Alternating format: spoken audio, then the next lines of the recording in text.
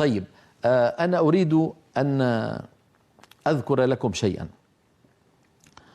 إن حرف الاستعلاء وهي حروف خص ضاد قض مفخمة، نعم، يعني يمتلئ الفم بصداها ويصطدم صوتها بقبة الحنك ويعود برنين بصدى يملأ الفم، هذا آمنا به. لكن تعالوا لنجرب أنا وأنتم. ليقل أحدنا الآن خا، جربوا هكذا، خا خا أو قا قا. انظروا إلى الهواء الذي يملأ الفم لما أقول قا، جربوه أنتم أيضا، قا. هل كمية الهواء، استوعبوا كمية الهواء، قا التي تملأ الفم. الآن نقول قو قا قو قا قو. من هذين الحرفين المفتوح أم المضموم؟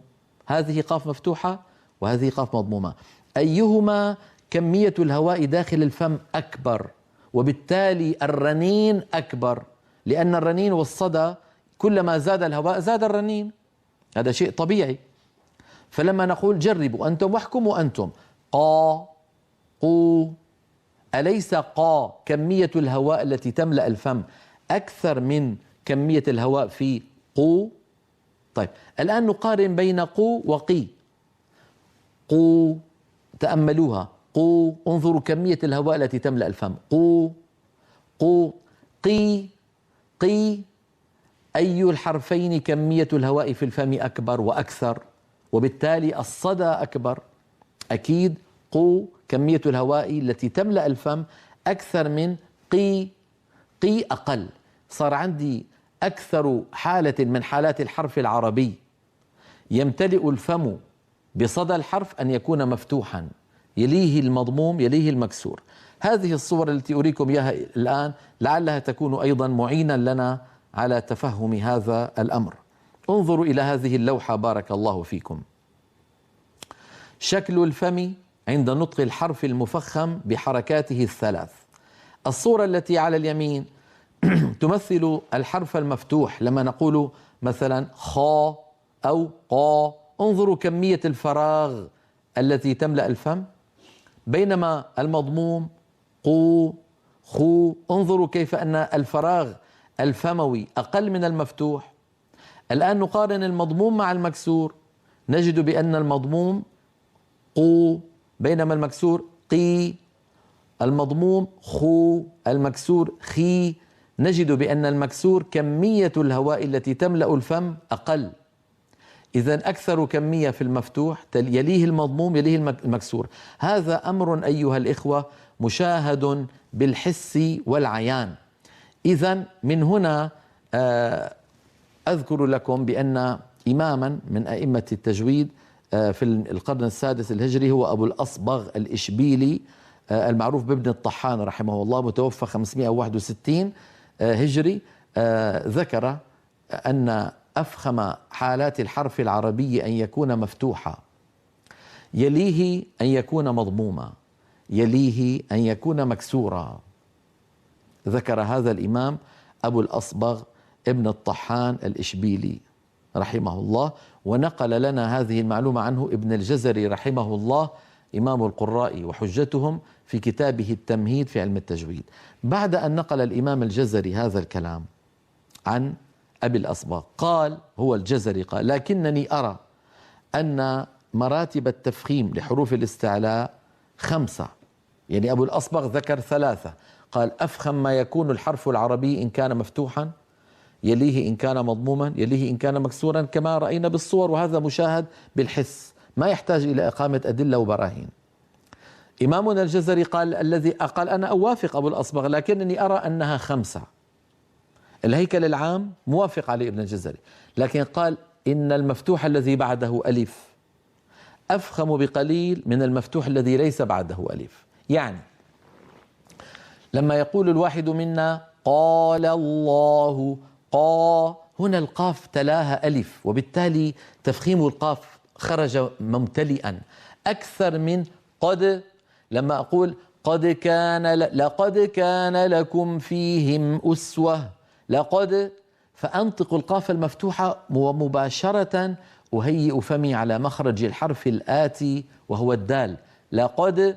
بينما لما أقول قال الله هنا الألف التي بعد القاف تركت القاف تأخذ حظا أكبر من التفخيم. لذلك إمامنا الجزري رحمه الله لاحظ هذا الأمر، بل لاحظ ليس لاحظ، لاحظ هذا الأمر وقال إن أفخم حالات الحرف العربي أن يكون مفتوحا بعده ألف، أقل منه بقليل أن يكون مفتوحا وليس بعده ألف، أقل منه بقليل المضموم، أقل منه بقليل الساكن. ولما نقل إمامنا الجزري عن أبي الأصبغ قوله إن مراتب التفخيم لحروف الاستعلاء ثلاثة، لم يذكر لنا أن أبا الأصبغ تحدث عن الحرف الساكن. فإمامنا الجزري نظر إلى الساكن وقال هو في المرتبة الرابعة. لما يقول الواحد منا أخ هذا أقل من خو أكثر، أخ أقل، وأكثر من خي. فالساكن أقل تفخيم، المضموم أكثر تفخيما من الساكن، والساكن أكثر تفخيما من المكسور. فجعل إمامنا الجزري للحرف الساكن من حروف الاستعلاء مرتبة برأسها، وهي المرتبة الرابعة. صار عندي ذكر أئمتنا مذهبان لتفخيم حروف الاستعلاء. مذهب ذكره أبو الأصبغ الإشبيلي المعروف بابن الطحان، أفخمها المفتوح، يليه المضموم، يليه المكسور. نقل عنه الجزري هذا الكلام في التمهيد في علم التجويد. الجزري بعد أن ذكر ذلك عدل عليه قليلا فقال أنا أرى، هو يعني سيدنا الجزري قال أختار أن يكون أفخمها مفتوح بعده ألف، ودونه مفتوح ليس بعده ألف، ودونه المضموم، ودونه الساكن، ودونه المكسور، فجعل للساكن مرتبة برأسها. هذان المذهبان سأذكرهما لكم من خلال اللوحات التالية. نرى على اللوحة مراتب التفخيم لحروف الاستعلاء. لأئمة التجويد في تفخيم حروف الاستعلاء مذهبان. المذهب الأول لأبي الأصبغ عبد العزيز بن علي السماتي الإشبيلي المعروف بابن الطحان، المتوفى سنة 61 و500 هجرية رحمه الله. والمذهب الثاني لإمام القراء وحجتهم محمد بن الجزري المتوفى سنة 33 و800 هجرية رحمه الله.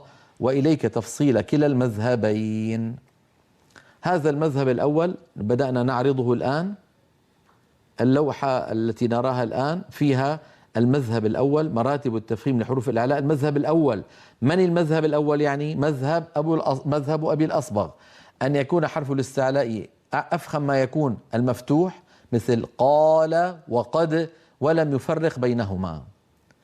الأقل بقليل أن يكون حرف الاستعلاء مضموما، أقل بقليل أن يكون حرف الاستعلاء مكسورا مثل قيل.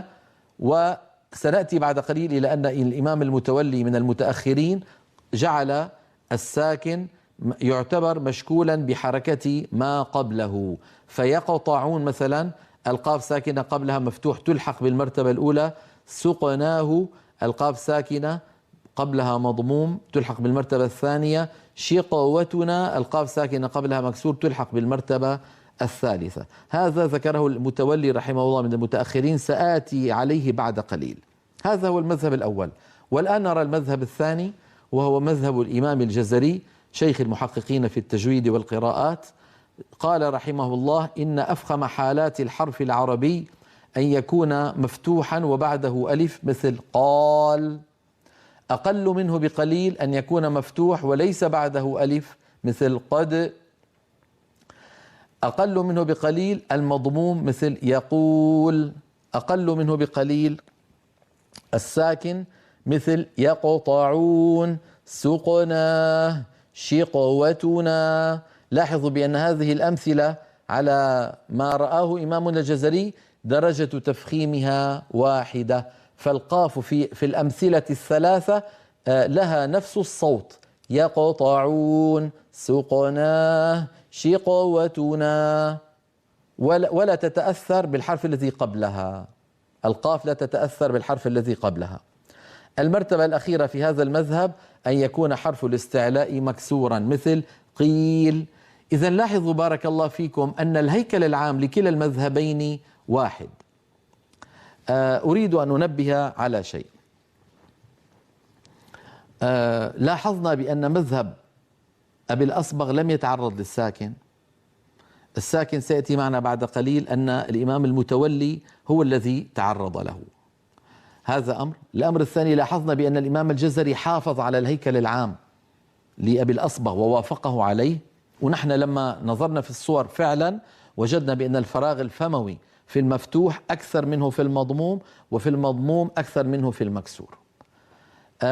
بقي هذان المذهبان يعني يتناقلهما الأئمة ويقرؤون بهم إلى أن جاء الإمام المتولي، الإمام محمد بن أحمد المتولي، شيخ عموم المقارئ المصرية، من لا أقول من، بل هو أعظم المتأخرين، أعظم المتأخرين، متوفى سنة 13 و300 وألف هجرية، 1313 1313 هجرية توفي الإمام محمد بن أحمد المتولي، شيخ عموم المقارئ المصرية. كان كفيف البصر، لم يأتي أحد مثله في الفترات الأخيرة، يعني من بعده ما في أحد بعظمته يقاربه الضباع.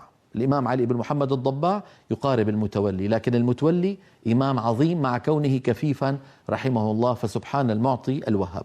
سآتي إلى أبيات المتولي بعد الفاصل إن شاء الله تعالى، فانتظرونا.